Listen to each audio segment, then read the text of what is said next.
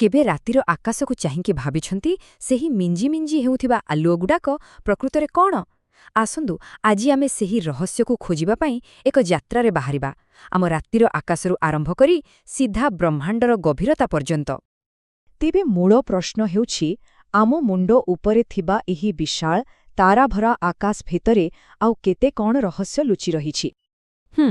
ତେବେ ଆମର ଏହି ଯାତ୍ରା 5ଟି ଭାଗରେ ହେବ। ଆମେ ତାରାମାନଙ୍କୁ ଚିହ୍ନିବାରୁ ଆରମ୍ଭ କରିବା, ତାପରେ ଆମର ସୌର ପରିବାରକୁ ବୁଝିବା, ଆଉ ଶେଷରେ ଆମ ଆକାଶଗଙ୍ଗାରେ ପହଞ୍ଚିବା। ଚାଲନ୍ତୁ ଆରମ୍ଭ କରିବା। ଆମର ଯାତ୍ରା ଆରମ୍ଭ ହେଉଛି ଆମ ପୃଥିବୀରୁ। ଆସନ୍ତୁ ପ୍ରଥମେ ସେହି ଆକାଶୀୟ ପିଣ୍ଡଗୁଡ଼ିକ ବିଷୟରେ ଜାଣିବା, ଯାହା ହଜାର ହଜାର ବର୍ଷ ଧରି ମଣିଷକୁ ଆଶ୍ଚର୍ଯ୍ୟ କରିଆସିଛି। ଆଚ୍ଛା, ସବୁଠୁ ପ୍ରଥମେ ଗୋଟିଏ ସରଳ କଥା ବୁଝିନେବା। ଆମେ ଆକାଶରେ ଯାହା ବି ଚମକୁଥିବା ଜିନିଷ ଦେଖୁ, ସେ ସୂର୍ଯ୍ୟ ହେଉ, ଚନ୍ଦ୍ର ହେଉ କିମ୍ବା ଛୋଟ ଛୋଟ ତାରା, ସେ ସବୁକୁ ଆକାଶୀୟ ପିଣ୍ଡ ବୋଲି କୁହାଯାଏ। ଏହି ପିଣ୍ଡଗୁଡ଼ିକ ଭିତରୁ କିଛି ହେଉଛନ୍ତି ତାରା। ଏଗୁଡ଼ିକ ହେଉଛନ୍ତି ମହାକାଶର ବଡ଼ ବଡ଼ ଗରମ ଚୁଲା, ଯେଉଁମାନେ ନିଜେ ହିଁ ଉତ୍ତାପ ଓ ଆଲୋକ ତିଆରି କରନ୍ତି। ଆଉ ସବୁଠୁ ବଡ଼ କଥା ହେଲା, ଆମ ନିଜ ସୂର୍ଯ୍ୟ ବି ଗୋଟିଏ ତାରା। ଏଠାରେ ଗୋଟିଏ ମଜାଦାର ପାର୍ଥକ୍ୟ ଅଛି। ଦେଖନ୍ତୁ, ତାରାମାନଙ୍କର ନିଜର ଆଲୋକ ଅଛି, ଠିକ୍ ଗୋଟେ ବଲ୍ବ ଭଳି। କିନ୍ତୁ ଗ୍ରହମାନେ ହେଉଛନ୍ତି ଆଇନା ଭଳି। ସେମାନେ କେବଳ ତାରାର ଆଲୋକକୁ ପ୍ରତିଫଳିତ କରନ୍ତି। ସେଥିପାଇଁ ସେମାନଙ୍କୁ ଭ୍ରମଣକାରୀ ବା ପ୍ଲାନେଟ୍ କୁହାଯାଏ, କାରଣ ସେମାନେ ଆକାଶରେ ବୁଲୁଥିବା ପରି ଲାଗନ୍ତି। ବହୁତ ପୁରୁଣା କାଳରୁ ଲୋକମାନେ ରାତିର ଆକାଶକୁ ଗୋଟେ ଗପ ବହି ଭଳି ଦେଖୁଥିଲେ। ସେମାନେ ତାରାମାନଙ୍କୁ ଯୋଡ଼ି ବିଭିନ୍ନ ଆକୃତିର କଳ୍ପନା କରୁଥିଲେ, ଯାହାକୁ ଆମେ ଆଜି ନକ୍ଷତ୍ରମଣ୍ଡଳ କହୁଛେ, ଯେମିତିକି ଆମ ସମସ୍ତଙ୍କର ପରିଚିତ ସପ୍ତର୍ଷିମଣ୍ଡଳ। ହେଲେ ସବୁ ତାରାଙ୍କ ଭିତରେ ଗୋଟିଏ ତାରା ବହୁତ ଖାସ୍। ସେ ହେଉଛି ଧ୍ରୁବ ତାରା। ଏହା ସବୁବେଳେ ଉତ୍ତର ଦିଗରେ ସ୍ଥିର ରହେ। ଶହ ଶହ ବର୍ଷ ଧରି ନାବିକମାନଙ୍କ ପାଇଁ ଏହା ଏକ ପ୍ରାକୃତିକ କମ୍ପାସ୍ ଭଳି କାମ କରି ଆସିଛି। ଚାଲନ୍ତୁ ଏବେ ବିଶାଳ ଆକାଶରୁ ଆସି ଆମ ନିଜ ମହାକାଶୀୟ ପଡ଼ୋଶୀ ମାନେ ଆମ ସୌରମଣ୍ଡଳ ଉପରେ ଟିକେ ନଜର ପକାଇବା। ଏହି ପୂରା ପରିବାରର ମୁଖିଆ ହେଉଛନ୍ତି ଆମ ସୂର୍ଯ୍ୟ।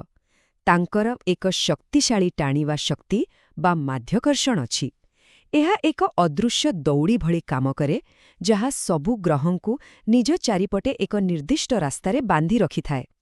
ଏହି ରାସ୍ତାକୁ ହିଁ କକ୍ଷପଥ କୁହାଯାଏ। ଆଉ ଏହି କକ୍ଷପଥରେ ହିଁ ଘୂରି ବୁଲୁଛନ୍ତି ଆମ ସୌରମଣ୍ଡଳର 8ଟି ଗ୍ରହ। ସୂର୍ଯ୍ୟଙ୍କ ପାଖରୁ ଆରମ୍ଭ କଲେ ବୁଧ, ଶୁକ୍ର, ପୃଥିବୀ, ମଙ୍ଗଳ ଆଉ ଶେଷରେ ନେପଚୁନ୍, ପ୍ରତ୍ୟେକ ନିଜ ନିଜ ରାସ୍ତାରେ। ଏବେ ଆସନ୍ତୁ ଏହି 8ଟି ଗ୍ରହ ଭିତରୁ ଗୋଟିଏ ଉପରେ ଧ୍ୟାନ ଦେବା, ଯାହା ଆମ ସମସ୍ତଙ୍କ ପାଇଁ ସବୁଠୁ ଖାସ୍, ଆମ ନିଜ ଘର, ଆମ ପୃଥିବୀ। ତେବେ ପୃଥିବୀ ଏତେ ସ୍ୱତନ୍ତ୍ର କାହିଁକି? କାରଣ ଏଠି ଜୀବନ ପାଇଁ ସବୁକିଛି ଠିକ୍ଠାକ୍ ମାତ୍ରାରେ ଅଛି। ଉପଯୁକ୍ତ ତାପମାତ୍ରା, ପାଣି ଆଉ ନିଶ୍ୱାସ ନେବା ପାଇଁ ଅମ୍ଳଜାନ। ଏହାର 2/3 ଭାଗ ପାଣିରେ ଭର୍ତ୍ତି। ସେଥିପାଇଁ ମହାକାଶରୁ ଏହା ନୀଳ ଗ୍ରହ ପରି ଦେଖାଯାଏ। ଆଉ ଆମ ପୃଥିବୀ ଏକା ନୁହେଁ। ଏହି ମହାକାଶ ଯାତ୍ରାରେ ତାର ଜଣେ ସବୁଦିନିଆ ସାଥୀ ବି ଅଛି। ସେହି ସାଥୀ ହେଉଛି ଆମ ଚନ୍ଦ୍ର। ସେ ଆମଠୁ ପ୍ରାୟ 3,84,400 କିଲୋମିଟର ଦୂରରେ ଅଛି। ଏହି ଦୂରତା ଏତେ ବେଶୀ ଯେ ପୃଥିବୀ ଆଉ ଚନ୍ଦ୍ର ଭିତରେ ବାକି ସବୁ ଗ୍ରହ ଆରାମରେ ରହିଯିବେ। ଆପଣ କେବେ ଭାବିଛନ୍ତି କି ଆମେ ସବୁବେଳେ ଚନ୍ଦ୍ରର ଗୋଟିଏ ପଟ ହିଁ କାହିଁକି ଦେଖୁ? କାରଣ ଚନ୍ଦ୍ରକୁ ପୃଥିବୀ ଚାରିପଟେ ଥରେ ଘୂରିବାକୁ ଯେତିକି ସମୟ ଲାଗେ, ଠିକ୍ ସେତିକି ସମୟ ନିଜ ଅକ୍ଷ ଚାରିପଟେ ଥରେ ଘୂରିବାକୁ ବି ଲାଗେ। ଏହା ଏକ ପରଫେକ୍ଟ ଡାନ୍ସ ଭଳି। ଗ୍ରହ ଆଉ ଉପଗ୍ରହ ଛଡ଼ା ଆମ ସୌରମଣ୍ଡଳରେ ଆହୁରି ଅନେକ ଛୋଟ ଛୋଟ କିନ୍ତୁ ଆକର୍ଷଣୀୟ ଜିନିଷ ଭରି ରହିଛି। ଏଗୁଡ଼ିକ ହେଉଛି ସୌରମଣ୍ଡଳ ତିଆରି ହେଲାବେଳୁ ବଳିଯାଇଥିବା ଅଳିଆ ଆବର୍ଜନା। ଯେଉଁ ବଡ଼ ବଡ଼ ପଥର ଖଣ୍ଡ ମଙ୍ଗଳ ଆଉ ବୃହସ୍ପତି ଗ୍ରହ ମଝିରେ ଘୁରୁଛନ୍ତି, ସେଗୁଡ଼ିକକୁ ଗ୍ରହାଣୁ କୁହାଯାଏ। ଆଉ ଯେଉଁ ଛୋଟ ଛୋଟ ପଥର ଖଣ୍ଡ ସୂର୍ଯ୍ୟଙ୍କ ଚାରିପଟେ ବୁଲୁଛନ୍ତି, ସେଗୁଡ଼ିକ ହେଲେ ଉଲ୍କାପିଣ୍ଡ। ତେବେ ଲୋକେ ଯେଉଁ ତାରା ଖସିବା କଥା କୁହନ୍ତି, ତାହା ପ୍ରକୃତରେ କ'ଣ? ସେଇଟା ତାରା ନୁହେଁ। ଯେତେବେଳେ ଏକ ଛୋଟ ଉଲ୍କାପିଣ୍ଡ ପୃଥିବୀର ବାୟୁମଣ୍ଡଳ ଭିତରକୁ ପଶି ଆସେ, ସେତେବେଳେ ଘର୍ଷଣ ଯୋଗୁଁ ତାହା ଜଳିଯାଏ ଆଉ ଆମକୁ ଗୋଟେ ଆଲୁଅର ଲମ୍ବା ଗାର ଭଳି ଦେଖାଯାଏ। ଆସନ୍ତୁ ଏବେ ଆମର ଶେଷ ଏବଂ ସବୁଠୁ ବଡ଼ ଜୁମ୍ ଆଉଟ୍ କରିବା। ଏତେ ବଡ଼ ବ୍ରହ୍ମାଣ୍ଡରେ ଆମ ସୌରମଣ୍ଡଳର ସ୍ଥାନ ପ୍ରକୃତରେ କେଉଁଠି? ଆମର ଏହି ପୂରା ସୌରମଣ୍ଡଳ ନିଜ ସୂର୍ଯ୍ୟ ଏବଂ ସବୁ ଗ୍ରହଙ୍କୁ ନେଇ ଏକ ବିଶାଳ ତାରକା ସହରର ଗୋଟିଏ ଛୋଟିଆ ଅଂଶ ମାତ୍ର। ଏହି ତାରକା ସହରକୁ ଗ୍ୟାଲେକ୍ସି କୁହାଯାଏ। ଭାବି ଦେଖନ୍ତୁ, ଆମ ସୂର୍ଯ୍ୟ ଭଳି କୋଟି କୋଟି ତାରା, ଧୂଳି ଆଉ ଗ୍ୟାସର ବାଦଲ ସବୁ ଏକାଠି ମାଧ୍ୟାକର୍ଷଣରେ ବାନ୍ଧି ହୋଇ ରହିଛନ୍ତି।